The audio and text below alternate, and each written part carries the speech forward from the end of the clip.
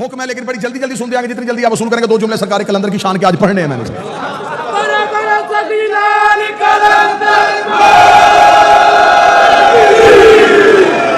गलत तारफ करवाया तुमने किसी का कि ये अली के तो दीवाने थे, ये मलंग होते थे, फकीर होते थे, गलियों में फिरते थे। गलियों में फिरने वालों का नाम नहीं। आओ मैं तुम्हें बताऊं, जिसके पास आले मोहम्मद की मोहब्बत हो, अमाल खुद उसका तवाफ करते हैं।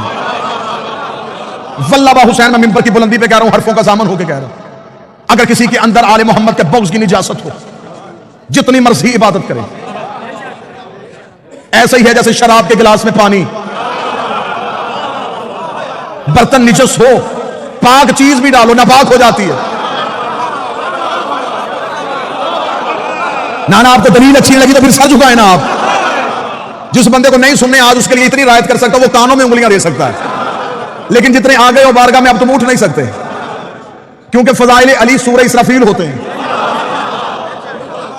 ये जमीन तुराब हिलने ही नहीं देती, कदम जुम्बश नहीं खाते बंदा फज़ाइल अली सुन के भागने की कोशिश करे। घर जाके इनकार कर, तेरी मर्जी है, लेकिन जब तक जिक्र अली में बैठा है बंदा हुसैन के घर में बैठ के हुसैन के बाबे के फज़ाइल का इनकार नहीं कर सकता।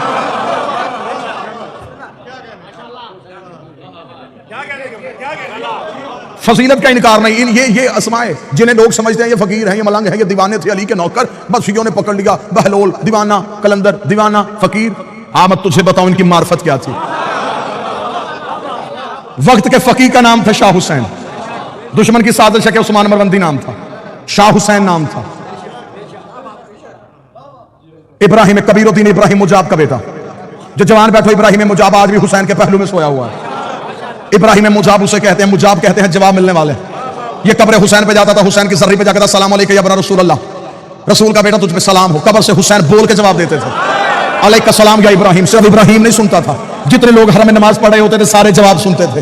अरब वालों ने इसका नाम रख दिया इब्राहिम मुजाब। ये वो इब्राहिम है जिसे हुसैन जवाब देता है। एक दिन सरकारी हज़रत इब्राहिम मुजाब कब्र हुसैन पे बैठे हुए थे, हुसैन की कब्र पे जाके सलाम किया। सलाम करने के बाद बादशाह हुसैन को सजदा किया।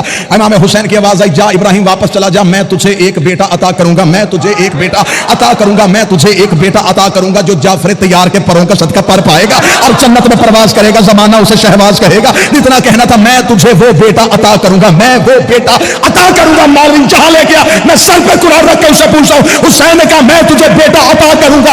अताएं पैदा नहीं होती, अताएं नाज़िल होती है। अब मुझे बोल के बता, जिनके घर का कुत्ता नाज़िल होता हो वो 14 पैदा नहीं होता।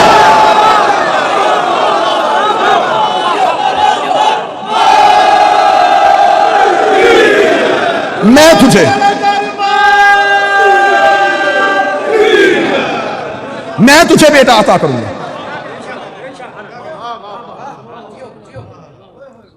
सुल्तान दौलतपुर का नवासा, नाम शाह हुसैन, मरवंद से रहने वाला दौलतपुर पहुंचा। दौलतपुर पहुंचा, शाह जमाल मुजर्रद की बारगाह में पहुंचा। और साथ मेरा देने आना जितने कलंदरी दीवाने बैठे हो, शाह जमाल मुजर्रद की बारगाह में बैठा। 7 वक्त के 2 फकीर थे, जलालुद्दीन हैदर सुरखपोश, नकवी बुखारियों की जद, साद बाबा फरीद। शाह जमाल मुजर्रद की बारगाह में पहुंचा तो वहां तेल का कड़ाह गर्म था। 12 साल से तेल तप रहा था। मन्नत वाले आते थे, अपनी मन्नत मानते लकड़ियां जला के चले जाते थे। तेल का कड़ाह गर्म था। कलंदर आया, कलंदर ने अपने दोनों टांगे आग के नीचे की। शाह जमाल मुजर्रद ने कहा टांगे बाहर निकाल, मैं तेरे ही इंतजार में बैठा था। कलंदर ने कहा है मुझे मुर्शिद ने तेरी बारगाह में भेजा है। इतना कहना था, उसने कहा फकीरी लेने के लिए आया, तुझे तेल के कड़ाह में जाना पड़ेगा। अब शरीयत के पाबंद बंदों से मैं माफी चाहता हूं, मैं थोड़ी इश्क की बात करने लगा हूं। जहां शरीयत रुक जाती है वहां इश्क की परवाज शुरू हो जाती है। आओ मैं तुम्हें इसकी एक परवाज करवाऊं। कहने लगा यहां तेल के कड़ाह में छलांग लगा, फिर मैं देखता हूं तुझे फकीरी देनी है या नहीं देनी। इतना कहना था, यहां नकवी बुखारियों की जद शाह जलालुद्दीन हैदर सुरखपोश ने कदम आगे बढ़ाया। शहबाज कलंदर बहादुर शाह जाके हाथ पकड़ के पीछे किया। पीछे का तू ना जा, तेरी पुश्त में 1.25 लाख फकीर है, तू नकवी बुखारी की जद है, मैं आगे बढ़ता हूं। कलंदर कहते उसे है जिसने शादी ना की हो। शहबाज कलंदर आगे बढ़े और तेल के कड़ाहों में छलांग लगा दी। तेल के कड़ाहों में छलांग लगा दी। अब किताबों की रवायत है, कोई कहती 2.5 महीने, कोई कहती 1.5 साल, जिसने ज्यादा लिखा उसने कहा 13 साल तेल के कड़ाहों में गरम रहे और वहीं पे मगर रहे। आखिर शाह जमाल मुजर्रद ने कहा निकला, अब तू लाल हो गया है।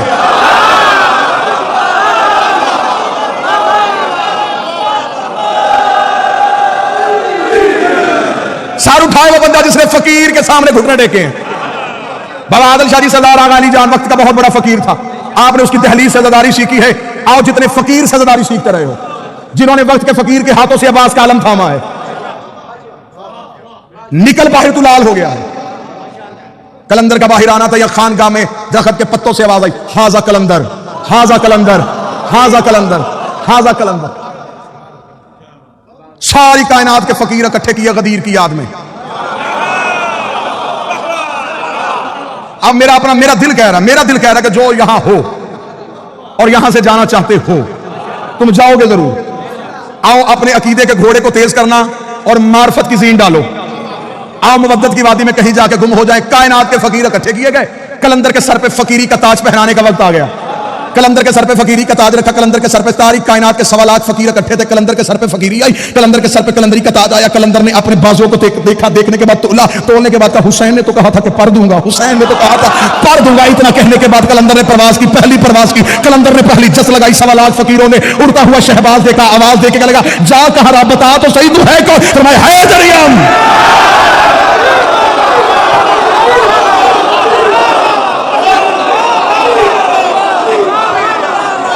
इजाजत देना, मैं सारे शेर पढ़ना चाहता हूं। जाफरी साहब वो पढ़ना चाहता हूं जो जमाने ने छुपाए हैं। अब उस बंदे की मजबूरी है, वो बंदा फंस गया जो आज आ गया। अब यहां से छोड़ू, शायद कल हम आधे रह जाएं। जो आए तुम तो लेके जाओ, मैं तो वक्त के इमाम के सामने शर्मिंदा ना हूं। कलंदर ने प्रवास की, पहली जस्त लगाई। 1.25 लाख फकीर की आवाज, कौन है? फरमाया, हैदरियम, कलंदरम, मस्तम। अगली प्रवास की उन्होंने कहा, अपना तारुफ करवा, बंदा है मुर्तजा अली हसन।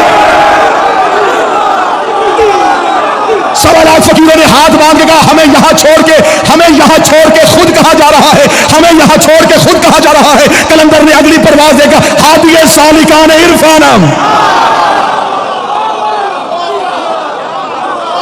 मैं इरफान की गली के रहने वालों का हादी हूं। उन्होंने कहा, रुतबा क्या मिला? कलंदर ने अगली जस्त लगाई, परवाज बुलंद करके कहा, कलंदरिए बस्तम व कमारे बंदम, कलंदरी मैंने अपनी कमर के साथ बांधी हुई है। अगली परवाज हुई, उन्होंने कहा, अपना मजहब बता के जा, तेरा मजहब क्या है? कलंदर ने अगली परवाज देखा, चहारदा तन शफी इसे आराम, 14 के अलावा गुनाहगारों की शफाअत करने वाला कोई नहीं।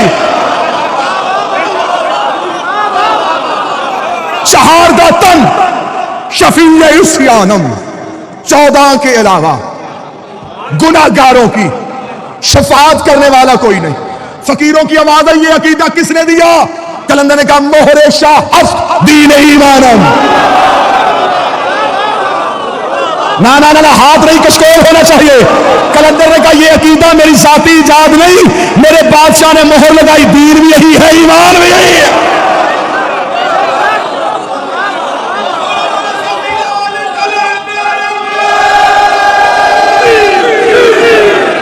कहां गए वो बंदे जिन्होंने कहा था कलंदर सुनाए? अब सर नीचा नहीं करना, सर ऊपर करना अगर पूरा कलंदर सुनना चाहते हो। आओ मैं तुम्हें कलंदर के शेर सुनाऊं। उन्होंने कहा, तू इबादत किसकी करता है? कलंदर ने अगली परवाज देके कहा, रोजो शब मन हमी ख्वानम, रोजो शब मन हमी ख्वानम, रोजो शब मन हमी ख्वानम, मैं दिन और रात एक ही बात करता हूं। उनका कौन सी? उसका बगैर चहारदा नामी दानम, मैं 14 के अलावा किसी को जानता है।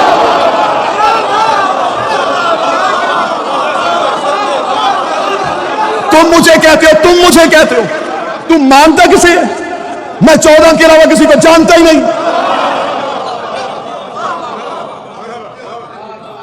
अगला शेर यहां रुका हुआ कि हुक्म फरमाए, उगलू या निगलू? कमजोर दिल वाले अफराद से माजरत।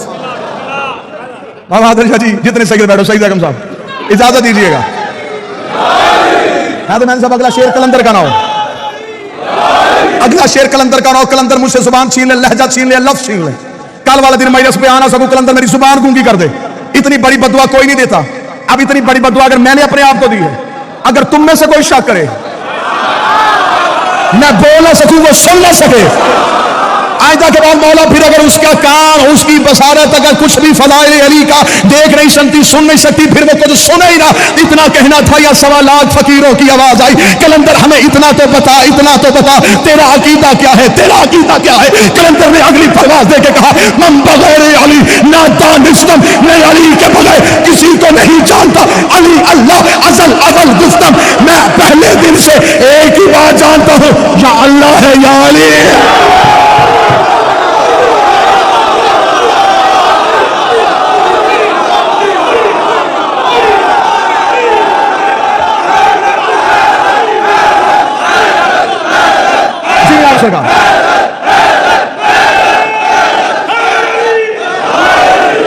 बस सोचो, यही पे गुफ्तगू तमाम करते कलंदर ने परवाज़ें शुरू की। कलंदर का हैदरियम कलंदरम मस्तम बंदाए मुर्तदा अली हस्तम चहारदातन शफीए इस्यानम मोहरशा हस्त दीन ईमानम बगैर चहारदा हस नामिदानम रोज़े अल्लाह अल्लाह अज़ अवल गुफ्तर। ये कह के कलंदर परवाज़ें बढ़ाता गया, बढ़ाता गया, बढ़ाता गया, बढ़ाता गया। कलंदर इतना ऊपर चला गया कि अर्श की चौखट पर जाके कलंदर का माथा लगा। फरिश्तों ने आता हुआ कलंदर देखा, आता हुआ शहबाज देखा। उनका फरिश्ते हम है पर तेरे पास है, मलाइका हम है परवाज़ तेरे पास है, तू फर्श से अर्श पे क्या लेने आ रहा है, बता। रुक रुक रुक, यहीं पे रुक के बता तू कौन है। कलंदर का पेशवाए तमाम रिंदानम, उन्होंने कहा जमीन पे दे। कलंदर को नजफ में अली की कब्र नजर आई। कलंदर का जिस्म कांपा, अपने पैरों को समेटा, जमीन पे गोता लगाया। अली की दहलीज पे मुंह के बल गिर के कर साग कुए शेर यज़द।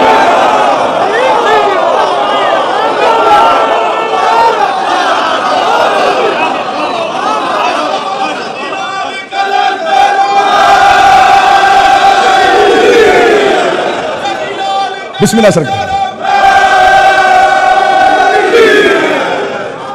अर्श की चौखट से फरिश्तों ने कहा तू वहां आ रहा है, हम वहां जा रहे थे,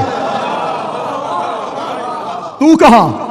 कलंदर ने कहा मैं तो प्रवास पे हूं। उन्होंने कहा जमीन पे देख। जमीन पे चमकता हुआ दुर नजर आया, नजफ में अली का रोजा नजर आया। कलंदर का जिस्म कांपा, परों को समेटा, जमीन पे गोता लगाया, दहलीज पे गिर के सब कुए। दर का नहीं, गली का। नौकर ने करीब बैठ के फकीर से पूछा था मुकाम जो इतना मिल गया था दरवाजे पे क्यों नहीं आया। गुस्ताख ना बन, दरवाजे पे नबी बैठे थे। मैं गली का।